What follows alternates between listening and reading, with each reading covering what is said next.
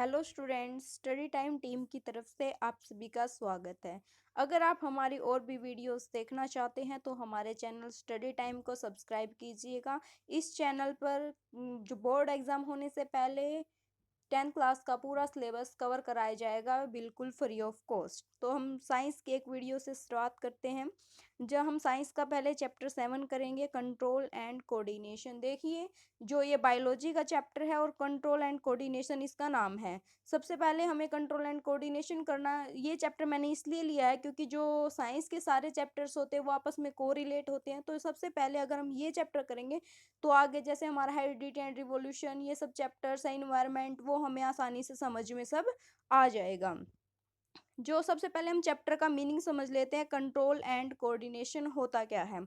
जो control and coordination होता है वो मान लो मैं अब आपको पढ़ा रही हूँ। ठीक है, तो मैं जो पढ़ाऊंगी वो आप तक समझाना आपको, ठीक है, और आपको जो डाउट्स होंगे वो बेझिझक होके मेरे से पूछना। वो हम दोनों के बीच में, जो स्टूडेंट और एक टीचर के बीच में, वो क्या होता है, कोऑर्डिनेशन। ठीक है, अभी तो मान लो ये शुरुआत है, धीरे धीरे जब आप मुझसे पढ़ते जाओगे जो हमारा हर्ट टू हर्ट कोऑर्डिनेशन है वो बहुत ही स्ट्रोंग हो जाएगा। मैं बेझिझक आपको अपनी पूरी नॉलेज दे पाऊंगी और आप बेझिझक अपने सारे डाउट्स मुझसे पूछ पाओगे। ठीक है, अगर हम मान लो हम एक टीचर एक स्टूडेंट की बात ले रहे थे, अगर मेरे और आपके बीच में कोऑर्डिनेशन नहीं होगा, अगर मेरे और आपके बीच में कोऑर्डिनेशन नहीं होगा तो क्या होगा, मेरा यहाँ रहने का मतलब क्या है, मतलब मेरा आपको पढ़ाने का जो जो मेरा आपको पढ़ाना वो मीनिंगलेस है। ठीक है, आपके मेरे भी और आपका मेरे साथ कोऑर्डिनेशन नहीं होगा तो मैं भी मीनिंगलेस और आप भी मीनिंगलेस, क्योंकि अगर आप डाउट्स नहीं पूछोगे तो वो स्टडी मीनिंगलेस ही होगी। तो कोऑर्डिनेशन होना जरूरी है। तो बुक की लैंग्वेज में देखते हैं, the working together of the various organs of an organism to adjust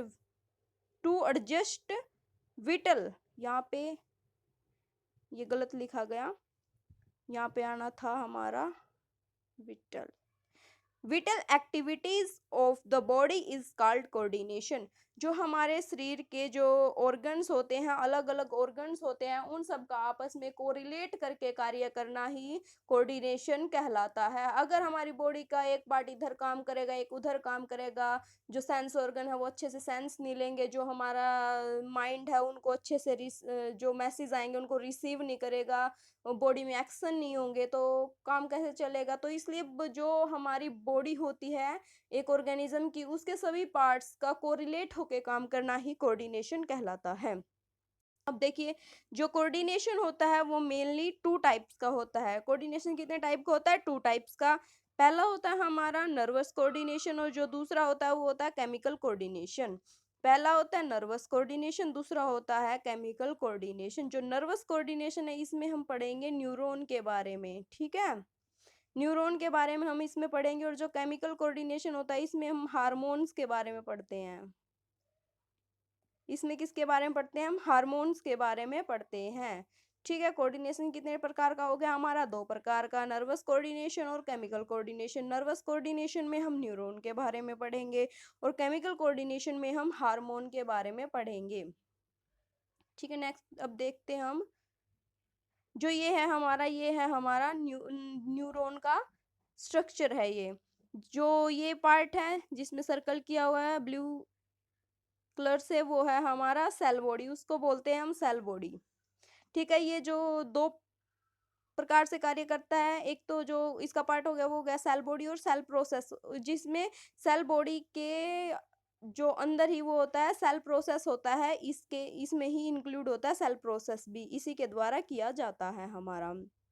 देखिए, अब इसमें जो ये है, एक है न्यूक्लियस और ये जो ब्रांचेज इसकी दिख रही है इनको हम बोलते हैं डेंड्राइट, और जो ये है इस पूरे को बोलते हैं हम अपनी सेल बॉडी बोलते हैं इसको। जो डेंड्राइट होता है, जो इसकी टिप्स होती हैं, इनके द्वारा क्या होता है, मैसेज, ये मैसेज के रिसेप्टर्स हैं, इनके द्वारा, जो डेंड्राइट्स के द्वारा कोई भी मैसेज है वो हमारी बॉडी में रिसीव किया जाता है, या बोले कि न्यूरॉन द्वारा वो मैसेज जो है रिसीव किया जाता है डेंड्राइट्स के जरिए। ठीक है, डेंड्राइट्स के जरिए वो आता है और फिर वो एक्शन एक्शन के थ्रू वो क्या करता है, इसमें जो ये होते हैं नर्व एंडिंग तक जाता है।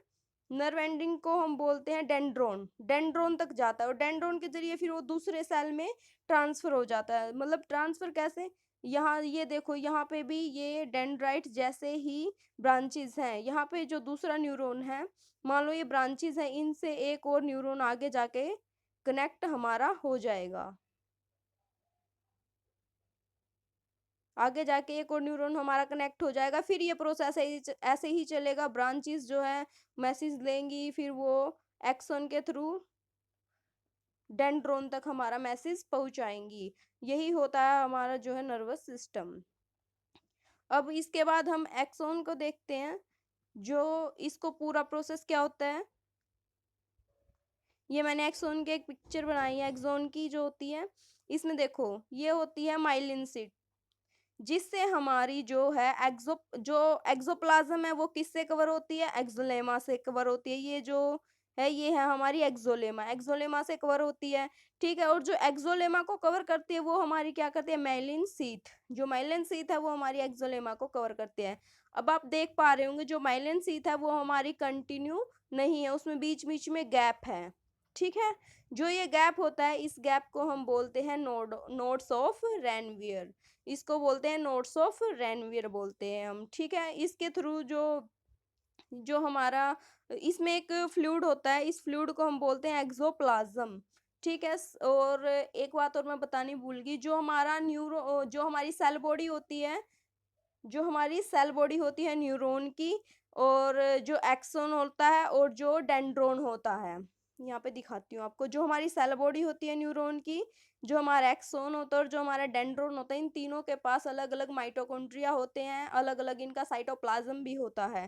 साइटोप्लाज्म क्या होता है, एक फ्लूइड होता है, एक सेल बॉडी का फ्लूइड होता है, उसको बोलते हैं हम साइटोप्लाज्म। ठीक है, माइटोकॉन्ड्रिया होना क्यों जरूरी है, क्योंकि माइटोकॉन्ड्रिया ही हमारे मैसेज को रिसीव करके ट्रांसफर करने में मदद करता है। ठीक है, अब नेक्स्ट देखते हैं। ये दिखाया गया है कि मतलब इनकी एक फिगर दिखाई गई है जो आपकी 10th क्लास की बुक में भी मिलेगी। ये होते हैं हमारे डेंड्रोन। ठीक है, ये इसको डेंड्राइट बोलो। ये यहाँ से मैसेज को रिसीव करते हैं, वो एक्सोन के थ्रू कहाँ जाता है, दूसरे सेल्स में जाता है। यहाँ देखो ये माइटोकॉन्ड्रिया, ये मैसेज को रिसीव करके फिर आगे फ्लो करेगा। इसके बाद जो बुक में दिया हुआ वो एक बार हम उस पर भी नज़र डाल लेते हैं, वरना जो स्टूडेंट्स है ज़्यादातर उनकी प्रॉब्लम क्या होती है कि मैम आप बुक से तो पढ़ाते ही नहीं हो। तो बुक से भी हम साथ साथ पढ़ते चलेंगे, वैसे बुक की ज़रूरत भी नहीं पड़ेगी। और जो ये टॉपिक है वो एग्ज़ाम में तो आने वाला है ही नहीं। फिर भी आप जो एक अच्छा स्टूडेंट कौन सा होता है, जो अपने बुक में दी हुई हर चीज़ की नॉलेज रखे, भले ही वो एग्ज़ाम में आए या ना आए। तो चलिए स्टार्ट करते हैं। ऑब्जेक्ट,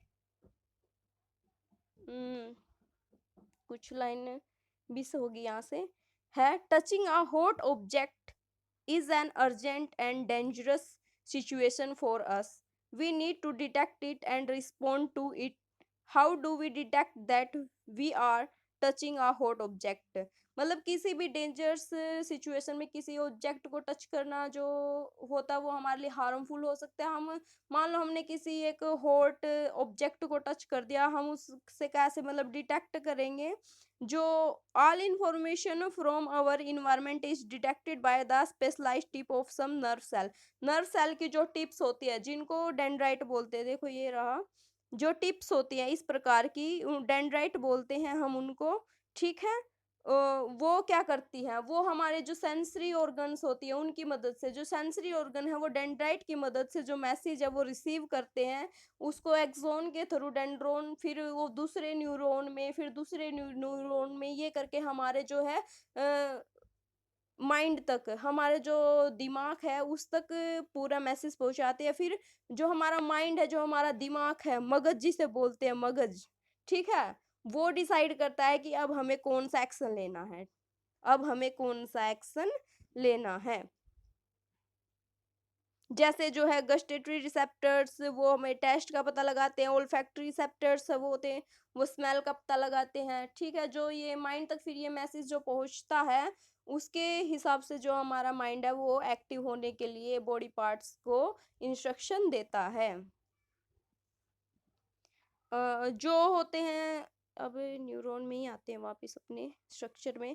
जो यहाँ से ये सेल्स जाते हैं, यहाँ से ये इलेक्ट्रिकल इम्पल्सेस जाते हैं जो डेंड्राइट रिसीव करती है। उसके बाद ये इलेक्ट्रिक इम्पल्सेस होते हैं हमारे जो एक्सोन के थ्रू जाते हैं, और यहाँ पे डेंड्रोन के थ्रू वो केमिकल इम्पल्स, जो केमिकल एक मैसेज है वो रिलीज करते हैं। ठीक है, यहाँ से जाता है इलेक्ट्रिक इम्पल्सेस, वहां जाके बदल जाता है किसमें, केमिकल में। ठीक है,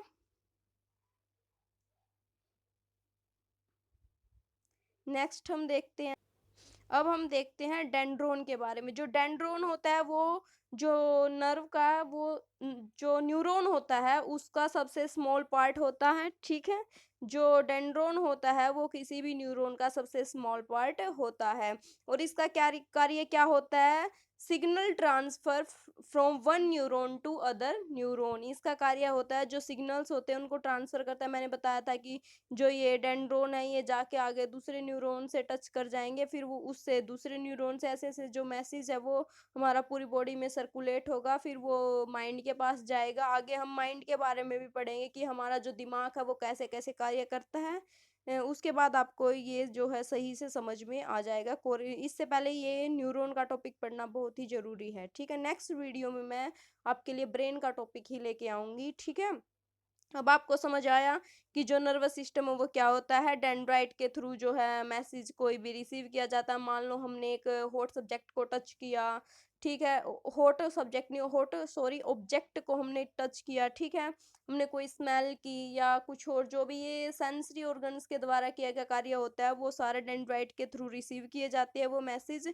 और फिर जो यहाँ पे साइटोप्लाज्म होता है, वो साइटोप्लाज्म जो होता है, साइटोप्लाज्म के थ्रू वो एक्सोन में एंटर करते हैं। एक्सोन से वो हमारे डेंड्रोन तक जाते हैं, और जो डेंड्रोन है वो दूसरे न्यूरॉन तक दूसरे न्यूरॉन को टच करके उन मैसेज को ट्रांसफर करता है। ठीक है, ये होता है हमारा न्यूरॉन।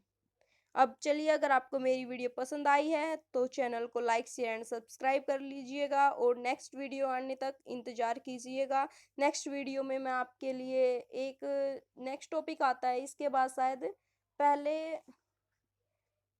रिफ्लेक्स एक्शन का आता है, फिर ह्यूमन ब्रेन आता है, तो मैं ब्रेन की वीडियो लेके आऊँगी। ठीक है, वो तो छोटा सा टॉपिक है जो बीच में आता है, इसका रिफ्लेक्स एक्शन वाला कोई नहीं, हम कर लेंगे नो डाउट। तो thanks for watching my videos. Thank you.